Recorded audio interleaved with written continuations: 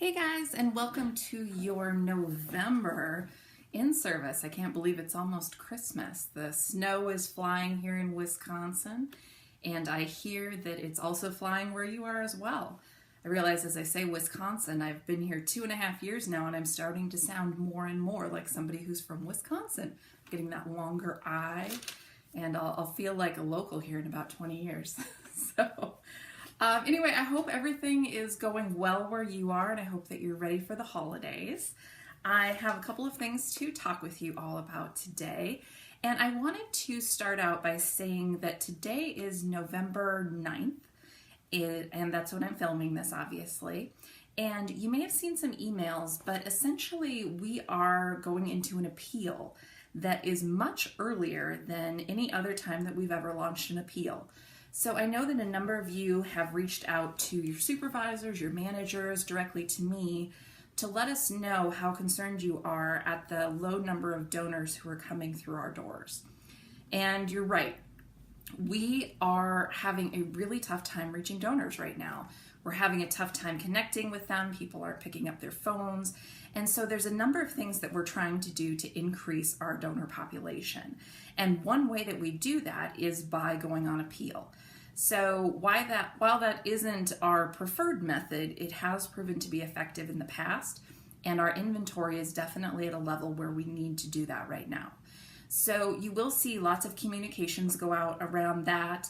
And you'll also see, if you haven't already, communications asking you to donate, asking your friends to donate, asking you to host blood drives, essentially anything that you can think of doing, anything that you can think to do to increase our blood donors, platelet donors, plasma donors will be very much appreciated. And as always, thank you so much for everything that you do during this trying time. I very much appreciate you, and the rest of the management team does as well.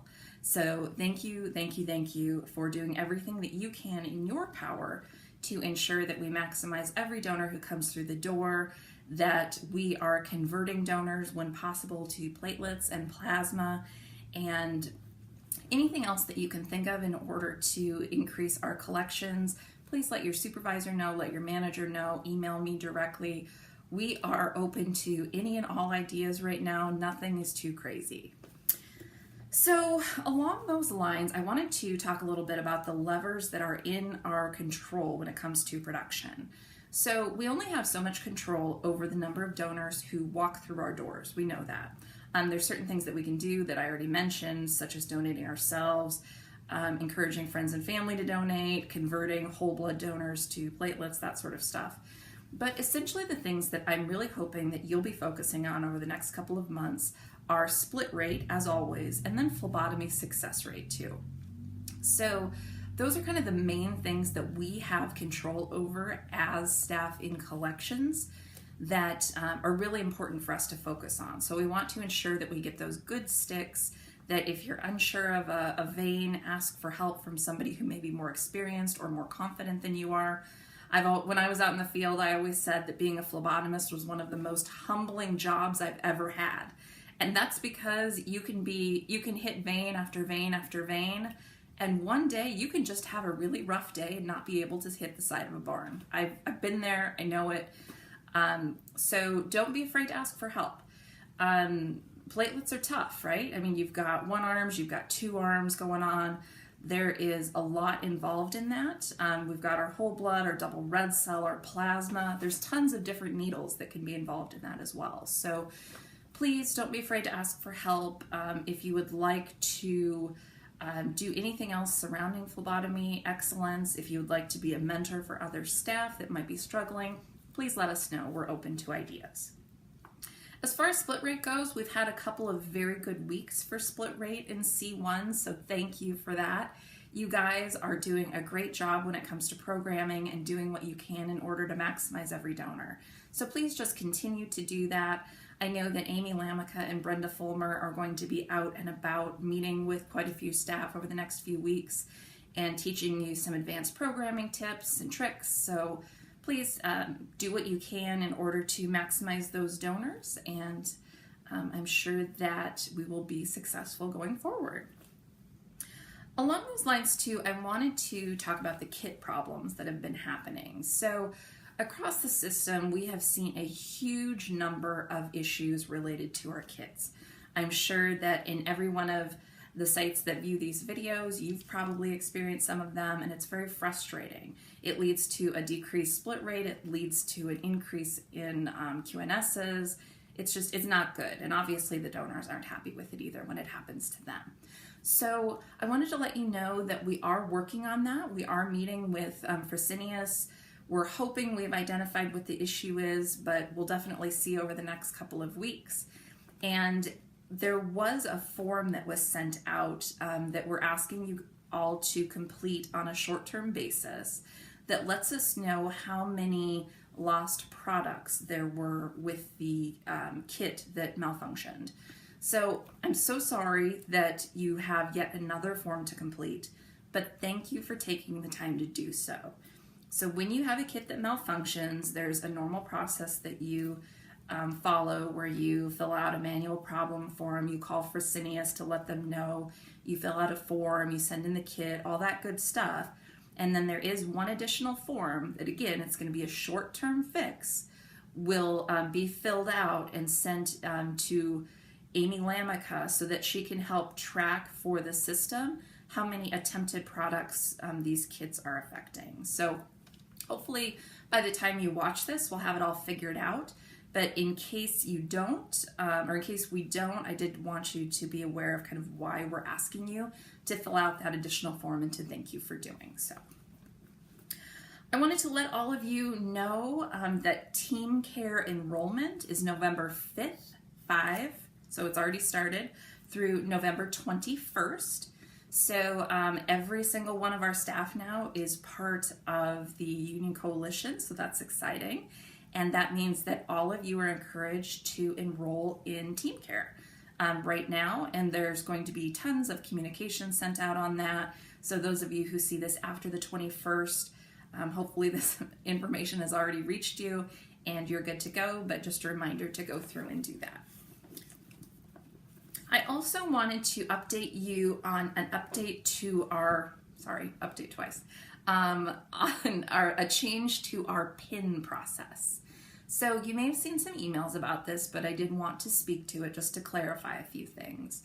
And instead of having donor pins, these are the gallon pins that have the 1, 2, 3, up to however many at the sites, we are going to be moving to an online-based system.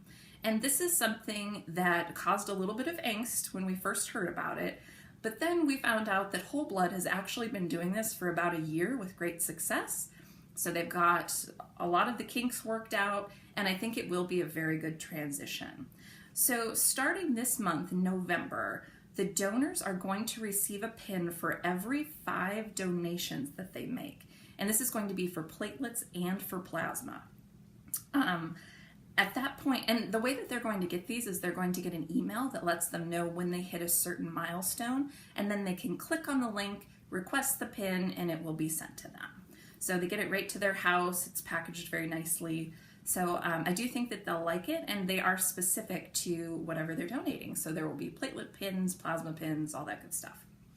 So they're going to get a pin for every 5 donations, and then for every 10, 15, and 25 donations. So for the first 5, 10, 15, 20, and 25 donations, then for every 25 donations after that. For blood donors, they're going to continue to get gallon pins. So they'll get a pin for the first gallon, second gallon, all that good stuff. So again, Red Cells have been doing this for a year, so it won't be anything new for those donors, but it will be new for our donors. So feel free to ask questions as this comes across, but I think it will be a pretty cool thing, and I look forward to hearing how it goes. I also wanted to loop you into a very exciting project that we are working on in Northern Ohio. And it's called the Whole Blood for Trauma Project. And actually it's being looked at in several areas across the country. But in our territory, Northern Ohio is where it is being looked at the moment. So essentially, there have been a lot of studies done, and we have found out, they have found out that there is a huge increase in survival and an increase in efficiency when a unit of whole blood is transfused to trauma patients within a certain time frame, and it's pretty quickly after they come into the hospital, if they're in the ambulance or whatnot.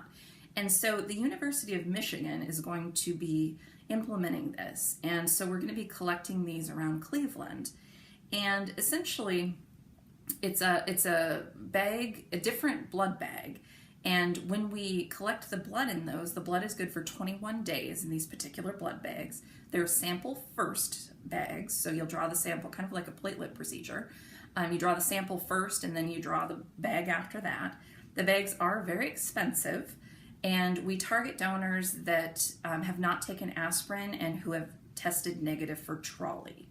So when they meet all of that criteria, we draw them in these special bags. Those are shipped to the University of Michigan, and those are being designated specifically for trauma patients because they have decided that there's a very beneficial impact to transfusing that so quickly after a trauma.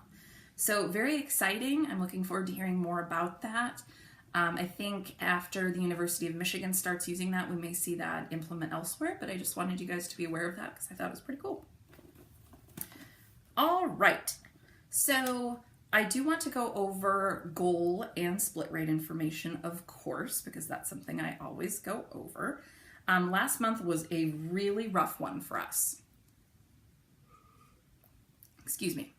So for the second month in a row, unfortunately, we didn't meet goal. We were at 96%. That being said, the split rates were very, very good. We didn't have any regions under 2, which we've never had. So you guys are doing what you can, and thank you for doing everything that you're doing in order to keep that split rate up. So thank you. So last month we had 2 regions and 2 sites in Missouri, Illinois come in over goal.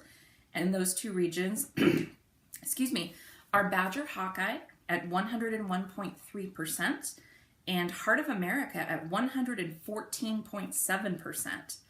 We also had the 2 sites in Missouri, Illinois come in above goal. Effingham at 123% of goal and Columbia at 135% of goal. So congratulations to you guys. Outstanding numbers. We then have the other regions that came in, some a little bit under goal, some quite a bit more under goal. But again, the split rates continue to be pretty good. So I'll go over those in a moment, but let me hit the collection targets first. So we have Indiana, Ohio at 98.4% of goal, Great Lakes at 95% of goal, Southeast Michigan at 87.8% of goal, Central Ohio at 94.6% of goal, Northern Ohio at 89.3%, Western Lake Erie at 74.3%, and Jefferson City at 89%. For split rates, we've got Indiana, Ohio, number 2 in the system at 2.25. Great job, guys. We then have, and these aren't in order, sorry, Badger Hawkeye at 2.10, Heart of America 2.02, Great Lakes at 2.18. They were 10th in the system. Southeast Michigan came in above 2, 2.01. Central Ohio 2.17, Northern Ohio 2.04, Western Lake Erie 2.06, Effingham 2.09, Jefferson City 2.15, Columbia 2.07. So again, great split rates. Our goal isn't quite where we want it to be, but hopefully the appeal will help us with that. So for site-specific split rates, again, we had a great list this month of sites that were over 2.1. And at the top of the list, number 3 in the country, and they just cannot be unthroned, we have Goshen at 2.39, just astronomical split rate. La Crosse, you guys did amazing last month, 2.26. Lutheran at 2.24, Stone Ridge 2.22, East Madison 2.21, Polaris 2.19, Flint 2.19, Lansing 2.17, Green Bay 2.17, Fort Wayne 2.16, Parma, Ohio 2.15, Bloomfield, Michigan 2.11, and Columbus 2.1. So again, thank you to all of you. I really appreciate all the work that you've been doing. I hope you have a great November, and I will see you again in December. Thanks again.